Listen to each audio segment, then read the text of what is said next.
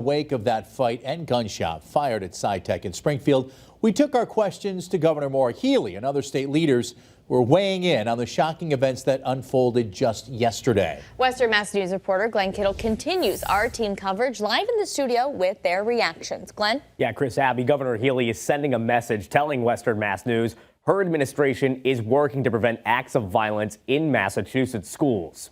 We don't like to see violence ever, especially when it comes to young people, especially when it's violence perpetrated by young people. Governor Maura Healey is speaking out after what happened on Monday afternoon at the Springfield High School of Science and Technology when police say some adults entered the building, one of them with a gun. Video posted on social media showing several individuals involved in a fight shortly before a shot was fired, blowing out a school window. Governor Healey tells Western Mass News she's making her office available to explore ways they can help. My Secretary of Public Safety remains ready to work with everyone on this. We want to make sure that our schools have what they need in terms of funding, including funding for security measures as necessary. State Representative Carlos Gonzalez is an advocate for gun reform in the Bay State and is calling for more action in the State House. There's just too many guns, too many weapons out in the street, and too much easily accessible.